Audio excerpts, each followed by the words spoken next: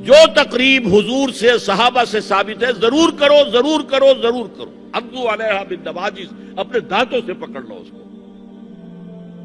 اور جو تقریب ثابت نہیں حضور سے اور صحابہ سے، یقیناً یہ کہیں باہر سے آئی ہے. یا تو ہمارا خاندانی پس منظر جو ہے، اکثر تو ہندوؤں سے مسلمان ہوئے، وہ سادات ہوں، صدیقی ہوں، فاروقی ہوں، عثمانی ہوں، وہی ہیں جو باہر سے آئے تھے. باقی تو اکثریت یہیں سے، وہ اپنا ہندوانہ پس منظر لے کر آئے. تو جس کا ثبوت صحابہ کے دور میں نہیں، وہ یقیناً باہر سے آئی ہوئی چیز ہے. اس میں پھر سادگی نہیں، اس میں کمی نہیں، جڑ سے کاٹو اس کو. اس بنیاد پر ہم نے 5 فیصلے کیے، ذرا سن لیجئے آپ بھی، اگر آپ کوئی سوشل ورک کرنا چاہیں اس کو عام کریں. نمبر 1، نکاح مسجد میں. حدیث موجود ہے، ترمذی شریف کی روایت، اعلنوا حاذا النکاح واجعلوہ فی المساجد. نکاح کا اعلان عام کیا کرو، مسجدوں میں منعقد کیا کرو. میں حیران ہوتا ہوں کیوں نہیں علماء کرام نے اس کی طرف توجہ دلائی. حدیث ہے.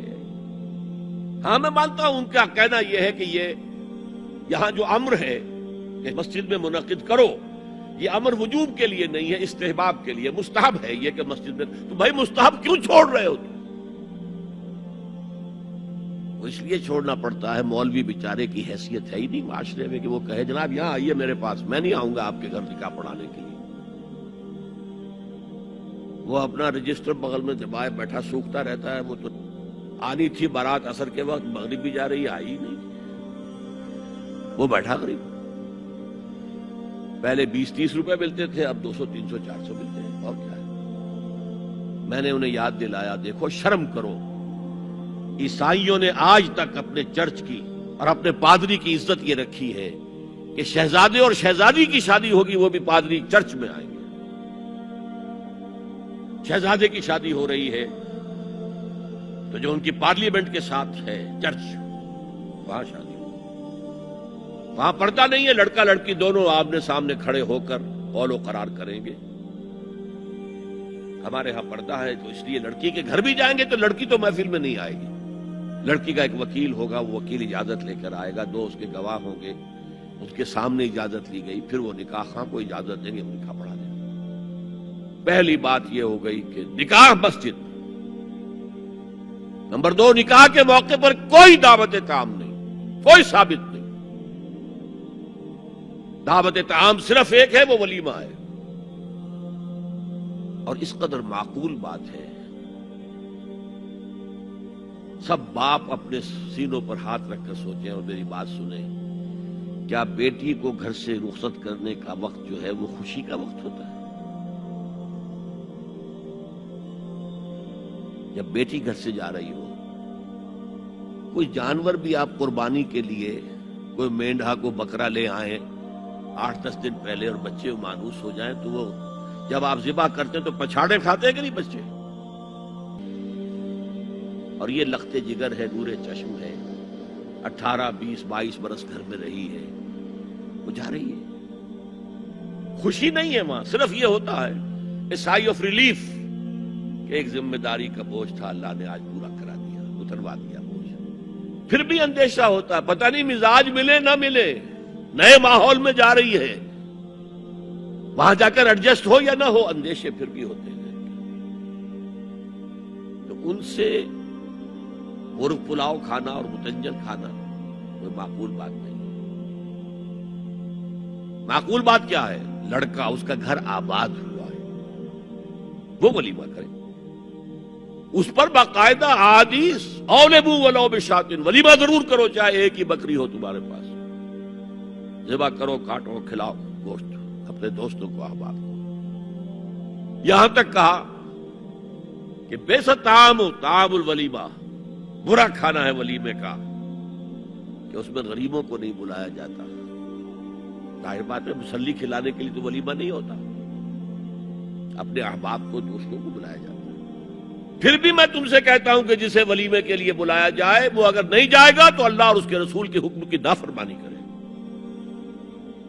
تو جس رسول نے اتنی تفصیل سے حکم دیا ہو ایک دعوت کا، وہ دوسری دعوت میں بھی خیر ہوتا، میں بیان کرتا. جب نکاح مسجد میں اور کوئی دعوت تعام نہیں تو بارات کا تصور خلاص. بارات کس بلا کا نام ہے؟ قرآن میں تو کوئی ذکر ہی نہیں، عربی میں یہ لفظ ہی نہیں. اجتماعی طرفین مسجد میں ہوا، نکاح ہوا. لڑکی کو، حضرت فاطمہ کو رضی اللہ تعالی عنہا، کچھ خواتین جا کر چھوڑ آئی تھی اس حجرے میں جو ایک انصاری صحابی نے حضرت علی کو دیا تھا. ان کا تو کوئی گھر بھی نہیں تھا. کوئی حضرت علی آئے ہوں اور آ کر ودا کرا کے لے کے گئے ہوں. چوتھی چیز، جہیز کا کوئی تصور اسلام میں نہیں. خالص ہندوانہ رسم، خالص ہندوانہ رسم، خالص ہندوانہ رسم. ہندوؤں میں کیوں ہے؟ وہ اس لیے ہے، معقول بات ہے کہ لڑکی کا وراثت میں کوئی حصہ ہے ہی نہیں. وہ تو جب گھر سے نکل رہی ہے کچھ دے دلا کے رخصت کر دو. دان دہیج یہ خیرات ہے، لڑکی کا حق کوئی نہیں ہے گھر پر. اسلام میں تو لڑکی وارث ہے. والد فوت ہوں گے، وراثت تقسیم ہوگی. والدہ فوت ہوگی، کوئی ان کی ہے ملکیت، وہ تقسیم ہوگی. شادی کے موقع پر کوئی جہیز اسلام میں نہیں، قطعاً نہیں. غلطی سے حضرت فاطمہ کے جہیز کو جہیز کہہ دیا گیا. وہ جہیز کیا تھا؟ ایک پیسہ بھی حضور کے اپنی جیب سے نہیں تھا. اس شادی میں خاص بات کیا تھی کہ دولہا کے ولی بھی حضور ہی ہے. اور کون ہے؟ علی کا کون تھا مدینے میں؟ اور دلہن کے والد بھی حضور ہیں. اب حضور پوچھتے ہیں حضرت علی سے، تمہارے پاس مہر دینے کے لیے کچھ ہے؟ عرض کیا میرے پاس تو کچھ نہیں. وہ فقراء صحابہ میں سے تھے. فرمایا مہر تو دینا ہے. تمہارے پاس ایک زرہ ہوتی تھی؟ کہ ہاں زرہ تو ہے. انہوں نے یہ سمجھا زرہ تو جہاد کے لیے ہے، کوئی وہ دولت تو نہیں ہے. فرمایا جاؤ اسے بیچو یا گروی رکھ کے قرض لے کر آؤ. وہ گئے، حضرت عثمان نے خرید لی اور کچھ دنوں کے بعد واپس کر دی ہدیۃً. یہ زرہ میں ہدیہ آپ کو کر رہا ہوں. اس وقت اگر کہتے چھوڑو علی، کہاں تو لو میں پیسے دے دیتا ہوں تمہیں، تو ان کی طبیعت پر بار ہوتا. اس پیسے سے حضور نے کچھ پیسے گھر بھیجے اندر، دلہن کو ذرا تیار کر دو. اور کچھ پیسوں سے وہ ایک گدا جس میں کھجور کی کھال بھری ہوئی تھی، اور 2 تکیے جس میں کھجور کی کھال بھری ہوئی تھی. ایک مشکیزہ، کنویں سے پانی تو لانا ہی ہے نا. ایک چکی، جو ہو یا گیہوں ہو پیسنا تو ہے نا. وہ 1-2 برتن اور اللہ اللہ خیر صلی اللہ. یہ تھا جسے جہیز کہتے ہیں، جس میں ایک پیسہ بھی حضور کا شامل نہیں ہے. وہ حضرت فاطمہ کا مہر تھا جسے بنایا گیا. ورنہ مدینے ہی میں دوسری آپ کی صاحبزادی کا نکاح حضرت عثمان سے بھی ہوا. کہیں ذکر ہے جہیز کا؟ حضرت عثمان کا گھر بھرا ہوا، ہر چیزیں موجود، جہیز کا تذکرہ نہیں. بہرحال یہ شادی کو آسان کرو، زنا کو مشکل بناؤ. یہاں شادی کے لیے 9 من تیل ہوگا تو رادھا ناچے گی. ورنہ یہ کہ بڑی ہو رہی ہے، عمر ہو رہی ہے، سب کچھ ہو رہا ہے، لیکن کچھ تقاضے تو ہے نا. آخر کچھ تو کرنا ہوتا ہے نا. آخر کچھ نہ کچھ لوگوں کو تو کھانا کھلانا ہی ہوتا ہے نا. بارات تو آخر آئے گی ہی نا. کچھ نہ کچھ تو دینا ہی ہوگا. کچھ جوڑے کپڑے، کچھ. یہ اسلام کا فلسفہ جو میں نے 4-5 باتیں آپ کو بتا، فلسفہ یہ ہے کہ لڑکی کے باپ پر ایک پیسے کا بوجھ نہیں. اس نے لڑکی پال پوس کے تمہارے حوالے کر دیا، اب اور کیا چاہتے ہو تم؟ سارا